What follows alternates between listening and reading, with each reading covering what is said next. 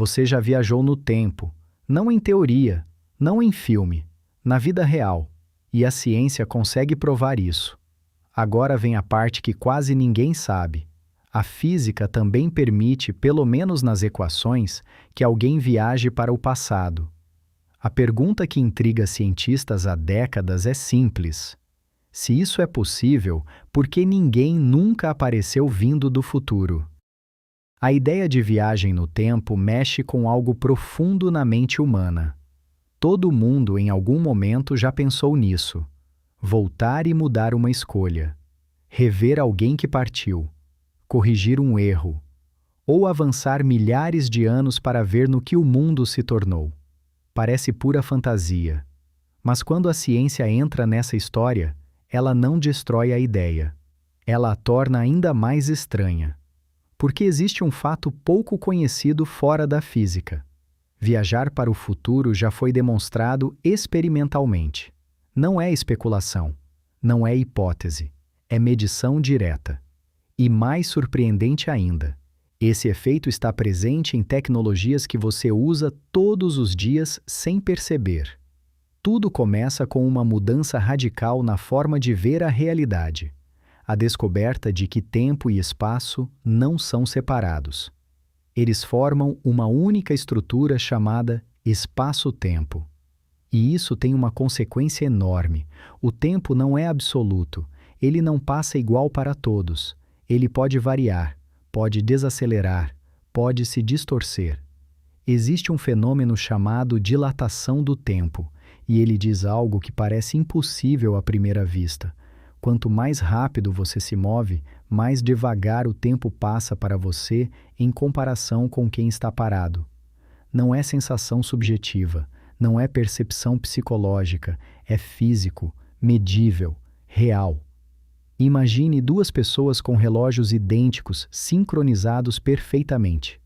Uma permanece na Terra, a outra entra em uma nave capaz de viajar a velocidades extremas. Após a jornada, a viajante retorna, e então acontece algo que parece ficção científica. O relógio dela marcou menos tempo, ela envelheceu menos, ela chegou ao futuro da outra pessoa. Isso é conhecido como paradoxo dos gêmeos. Durante décadas parecia apenas um experimento mental elegante, até que a tecnologia permitiu testar.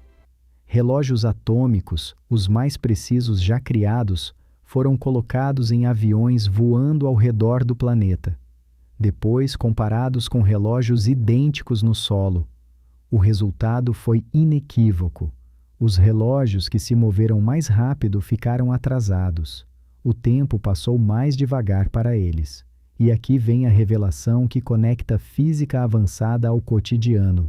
Se a relatividade não estivesse correta, o GPS simplesmente não funcionaria. Satélites orbitam a Terra em alta velocidade e sob gravidade diferente da superfície. Nessas condições, o tempo para eles passa em ritmo diferente do tempo na Terra. Sem correções relativísticas constantes, a posição indicada pelo GPS erraria quilômetros em poucas horas, ou seja, seu celular depende de viagem no tempo relativística para funcionar. Mas então surge a pergunta inevitável que leva essa história a outro nível. Se avançar no tempo é possível, e voltar? É aqui que a física entra em território realmente estranho. Surpreendentemente, as equações que descrevem a gravidade permitem certas soluções em que o tempo poderia se curvar sobre si mesmo. Caminhos no espaço-tempo que retornariam ao próprio passado. Esses caminhos são chamados curvas temporais fechadas. A ideia mais famosa envolve algo que parece ter saído de ficção científica: buracos de minhoca. Estruturas hipotéticas que funcionariam como túneis conectando regiões diferentes do espaço-tempo. Imagine dobrar uma folha de papel até dois pontos distantes se tocarem. Um furo atravessando ligaria instantaneamente esses pontos. Um buraco de minhoca faria algo semelhante com o universo. Se você está gostando do vídeo, deixe o like e se inscreva no canal, que aqui no Ciência E mais você vai ver tudo sobre o universo e o que envolve ciência. Agora vem a parte realmente perturbadora. Se uma das entradas desse túnel sofresse dilatação temporal diferente da outra, por exemplo, sendo acelerada ou colocada perto de gravidade extrema, as duas bocas ficariam em momentos diferentes do tempo. Entrar por uma e sair pela outra significaria emergir no passado. Não é licença poética, surge diretamente das equações físicas. Mas existe um problema gigantesco. Todos os modelos conhecidos de buracos de minhoca atravessáveis exigem algo que nunca observamos: matéria com energia negativa. Além disso, cálculos indicam que esses túneis seriam extremamente instáveis. Qualquer perturbação faria o portal colapsar instantaneamente. Até hoje não existe qualquer evidência de que buracos de minhoca reais existam. Mesmo assim, suponha por um momento que viajar ao passado fosse possível. Isso quebraria algo fundamental na estrutura da realidade: a causalidade, a relação de causa e efeito. E é aqui que surgem os paradoxos do tempo. O mais famoso é o paradoxo do avô. Imagine voltar no tempo e impedir que seus avós se conheçam. Se isso acontece, seus pais nunca nascem. Se seus pais não nascem, você não nasce. Mas se você não nasceu, não poderia ter voltado. Então, quem impediu o encontro? A lógica entra em colapso. Existe também o paradoxo da origem. Imagine um viajante que recebe de um cientista do futuro o projeto de uma máquina do tempo. Ele leva o projeto ao passado e entrega ao mesmo cientista jovem. O cientista constrói a máquina e, décadas depois, entrega ao viajante. Nesse ciclo, a informação nunca foi criada. Ela simplesmente existe em loop. A pergunta é desconfortável: de onde veio o projeto originalmente?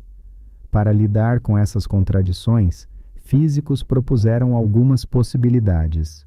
Uma delas é o princípio da autoconsistência, a ideia de que o universo impediria qualquer evento que gerasse paradoxos. Ou seja, você poderia até voltar ao passado, mas jamais conseguiria mudar algo que já aconteceu. Suas ações já fariam parte da história desde o início. Outra hipótese é ainda mais radical: linhas do tempo paralelas. Alterar o passado não mudaria seu presente original. Criaria uma nova realidade ramificada, um universo alternativo. Assim, paradoxos seriam evitados porque cada linha temporal permaneceria coerente internamente. Essa ideia se conecta ao conceito de multiverso explorado em várias teorias modernas. Apesar dessas especulações, existe um fato central que intriga cientistas e curiosos. Nenhuma evidência observacional de viagem ao passado jamais foi encontrada. Nenhum visitante do futuro. Nenhum artefato fora de época. Nenhum sinal inequívoco. E muitos físicos suspeitam que uma teoria completa da gravidade quântica, que ainda não possuímos, provavelmente proibirá curvas temporais fechadas em condições reais. Alguns chamam isso de proteção cronológica, como se o próprio universo impedisse viagens ao passado para preservar a consistência da realidade. Então, onde isso nos deixa? Em um lugar surpreendente. Viajar para o futuro é não apenas possível, mas inevitável. O tempo passa em ritmos diferentes para cada observador, dependendo de velocidade e gravidade. Em princípio, tecnologias extremas poderiam permitir que humanos avançassem séculos ou milênios no futuro em seu próprio referencial.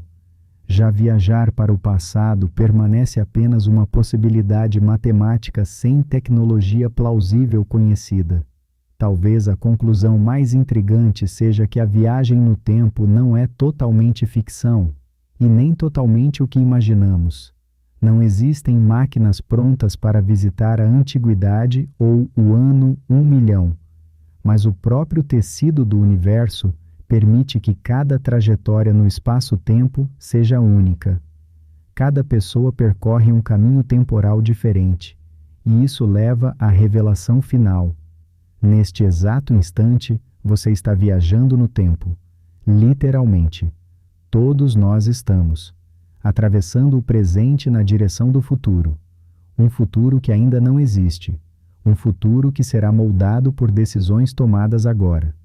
Talvez nunca possamos revisitar o passado. Talvez atalhos temporais jamais sejam possíveis. Mas a própria existência do espaço-tempo já é algo extraordinário, porque significa que o tempo não é apenas algo que passa, é algo que percorremos. E então fica a pergunta que nenhuma equação responde: se um dia a viagem no tempo completa se tornar possível, você escolheria ir para o passado ou para o futuro?